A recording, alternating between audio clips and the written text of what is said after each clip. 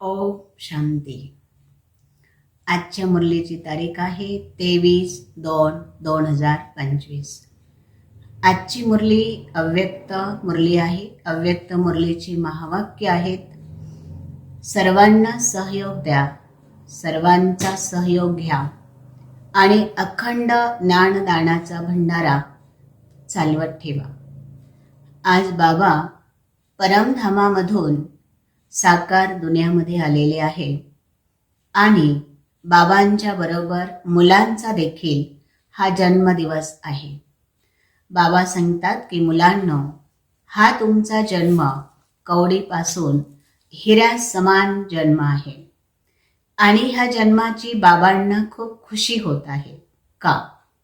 कारण बाबा सांगतात की मुलांचं भाग्य बाबा येऊन बनवतात आणि जन्माचं भाग्य बाबा या ठिकाणी मुलांना देतात.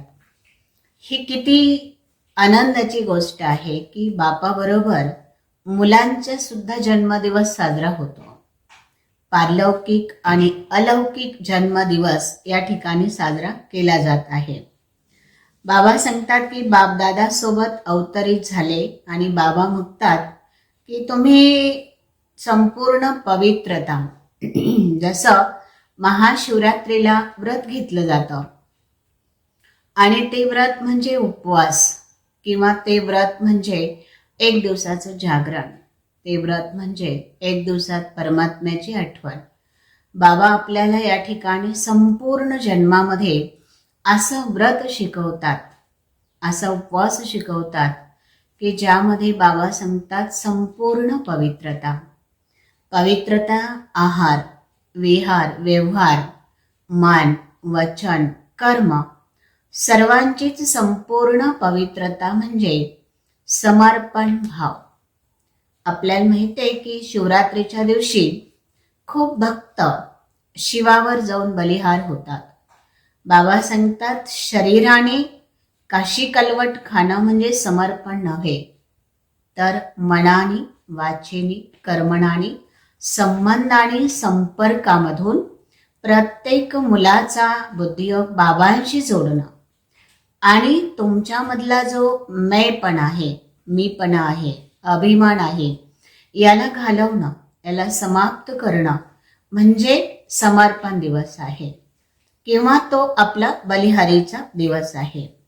बाबा दुसरी गोष्ट आपल्याला आठवण करून देतात की जे मुलं मी आणि माझ्यापासून दूर होतात, ज्याला आपण म्हणतो मैपण, ह्या गोष्टींपासून जर आपण दूर झालो तर बाबा सांगतात की तुमचा स्वाभिमान जागृत होईल आणि स्वाभिमानामधून अनेक आत्म्याच्या ज्या शक्ती आहे त्या उत्स्फूर्त होतील.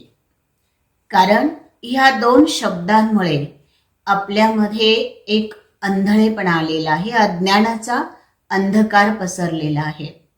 करता करविता तर बाबाच आहे, परंतु आपल्याला मी आणि माझं पण हे जागृत झालं की मग आपण म्हणतो की हे मीच केलं, माझ्याशिवाय कोणी करणार नाही किंवा हे माझ्याशिवाय होणार नाही. पण बाबा नेहमी ह्या गोष्टीवर हसतात की करता करविता तर बाबा आहे आणि या ठिकाणी मुलांना बाबा विसरून मीपणा अनुभवतो, म्हणजे मीपणा जागृत होतो आणि त्याच्यामुळे जी बाबांची आपल्याला मदत मिळायला पाहिजे किंवा बाबांचा जो आपल्याला सहयोग मिळायला पाहिजे तो मग आपल्याला सहयोग मिळत नाही. मग बाबा सांगतात की नेहमी आत्म अभिमानी अवस्थेमध्ये राहा.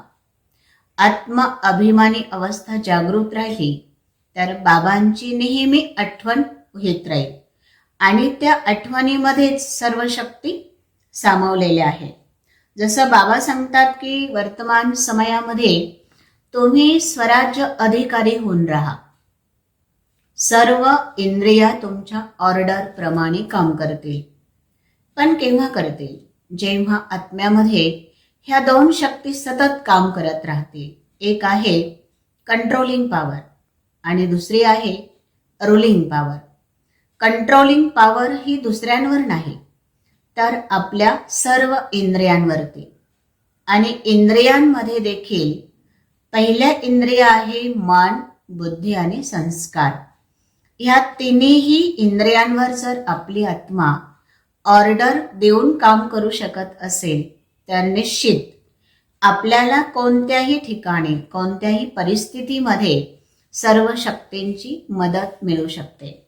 बाबांनी विस्तारामध्ये पुढे सांगितलेलं आहे की तुमच्या सर्व शक्ती म्हणजे तुमचे सर्व शस्त्र आहेत आणि हे शस्त्र जर यथा उचित यथा योग्य स्थानावर हे शस्त्र जर काम करू लागले किंवा कामाला यायला लागले तर तिथे तुमचा कधीही पराजय होणार नाही.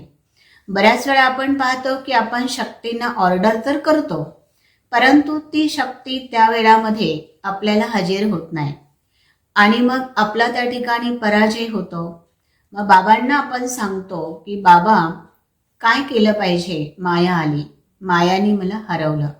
बाबा सांगतात की तुमच्या सर्व शक्तिरूपी शस्त्रांना तुम्ही जागृत ठेवा आणि जेव्हा तुम्ही आव्हान कराल तेव्हा ती शक्ती तुमच्याकडे येऊन ती तुम्हाला मदत करू शकेल. यासाठी बाबांनी आज सांगितलंय की मुलांना तुम्हाला टायटल काय मिळालेलं आहे, राजयोगी. बाबांनी येऊन प्रजायोग नाही शिकवला, बाबांनी तर येऊन राजयोग शिकवला. राजयोगी अर्थात राजा बच्चे. बाबांना एवढी खुशी आहे, बाबांना एवढा आपल्या सर्वांवरती नाज आहे, तर राजा बच्चा अर्थात स्वराज्य अधिकारी, सर्व इंद्रियांवर राज्य करणारा आत्मा.